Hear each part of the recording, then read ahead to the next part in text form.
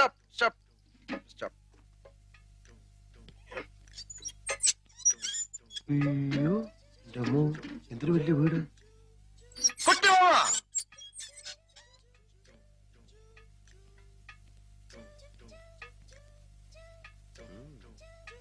നല്ല കാശുള്ള ഇത് നേപ്പാളി പെണ്ണിനെ കള്ളൻ അടിച്ചെടുത്തത്.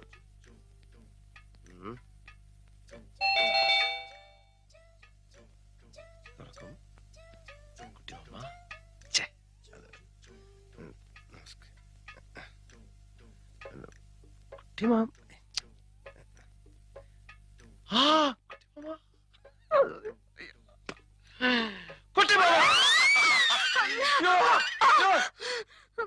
എന്താ എന്താ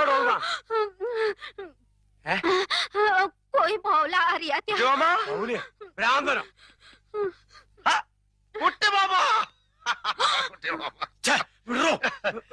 മനസ്സിലായില്ലോ. ഞാൻ അശോകൻ. അശോകൻ കുട്ടിയമ്മ വളരെ ചെറുപ്പത്തിലല്ലേ എന്നെ കണ്ടിട്ടുള്ളൂ. അമ്മ കാര്യമൊക്കെ എഴുതിയിരുന്നില്ലേ? കുട്ടിയമ്മ എന്താ എയർപോർട്ടിൽ വരാത്ത? അതുകൊണ്ട് ഞാൻ എന്തൊക്കെ കഷ്ടപ്പെട്ടെന്നറിയോ?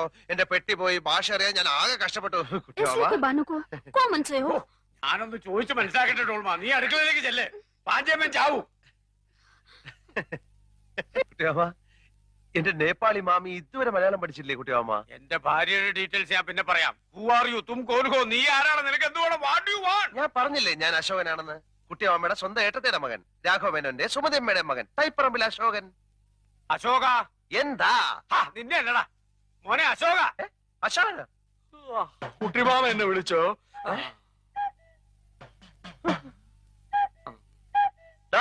അപ്പുക്കുട്ട, നീ ഇവിടെ നേപ്പാളില്ല? അപ്പുകുട്ടനെ ആരാ കുട്ടിമാമ ഇവൻ? അപ്പുക്കുട്ട, നീ വിളച്ചെടുക്കണ ഞാൻ ആരാണെന്നോ? താൻ പറഞ്ഞ സുമതി എടുത്തിയുടെ മകൻ അശോകനായി. അയ്യോ അല്ല കുട്ടിമാമ, ഇവൻ വസുമതി വല്യമ്മയുടെ മോനാ അപ്പുക്കുട്ടൻ. ഞാനാ അശോകൻ. നമ്മുടെ കുടുംബത്തിന്റെ ഡീറ്റെയിൽസ് ഒക്കെ ഇവൻ കറക്റ്റ് ആയിട്ട് പറയുന്നുണ്ടോ? എന്താ അശോക ഇത്? അത് പിന്നെ ഈ ഫ്രാഡുകളുടെ ഒരു ടെക്നിക്കാണ്. നമ്മുടെ കുടുംബ ചരിത്രത്തിന്റെ അറ്റവും മൂലം അറിഞ്ഞു വന്നിട്ട് നമ്മളെ ചീറ്റിയാൻ വന്നിരിക്കുകയാണ്. നേപ്പാളിലും പോലീസ് സ്റ്റേഷൻ ഉണ്ടെന്ന് പറഞ്ഞേരെ കുട്ടിമാമ. ഇവൻ പറയുന്നത് വിശ്വസിക്കരുത്. ഇവൻ ഭക്ഷണം കഴിക്കാനും കള്ളം പറയാനും മാത്രമാ വാ തുറക്കുന്നത്. കുട്ടിമാമ ഇനി വെച്ച് താമസിപ്പിക്കണ്ട. വലിഞ്ഞേറി വന്ന ഒരു മലയാളി എന്ന നിലയ്ക്ക് ഒരു 200 നേപ്പാളി മണീസ് കൊടുത്തു വിട്. ഞാൻ പോയി പല്ലി വെച്ചിട്ട് വരാം. നീ ആരാണെന്ന് പറഞ്ഞില്ലേ നിനക്ക് തേക്കാൻ പല്ലുണ്ടാവില്ല. കുട്ടിമാമ 2 കൈ വെച്ച് വന്നിരിക്കുകയാണ്. ഇവന്റെ സഞ്ചി റിവോൾവർ ആണ്. വിളിക്ക് ആംബുലൻസിനെ, പോലീസിനെ. ഇവൻ എന്നെ തട്ടിക്കളയും.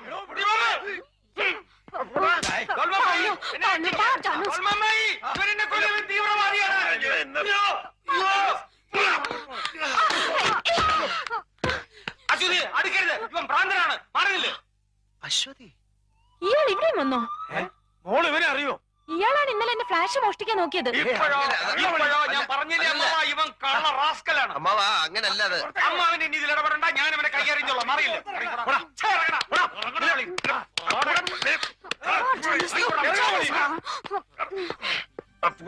ആരിശുമുട്ടി അപ്പുക്കുട്ടനോട് കളിക്കരുത്. കളിച്ചാ കളി പഠിപ്പിക്കും. ഔട്ട്, ഇറങ്ങി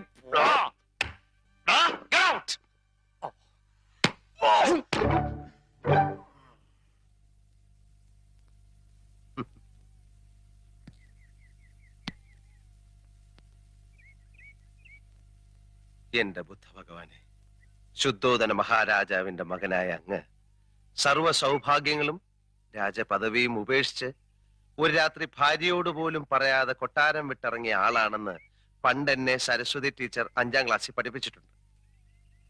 ഇന്നെന്റെ ഗതി ഏതാണ്ട് അങ്ങനെയൊക്കെ തന്നെ. ആർഭാടകരമായ ഒരു ജീവിതവും സ്വന്തം മുറപ്പെണ്ണും കൈവിട്ടു പോയ ഞാൻ അങ്ങേപ്പോലെ തെരുവിലേക്ക് ഇറങ്ങിയിരിക്കുകയാണ്.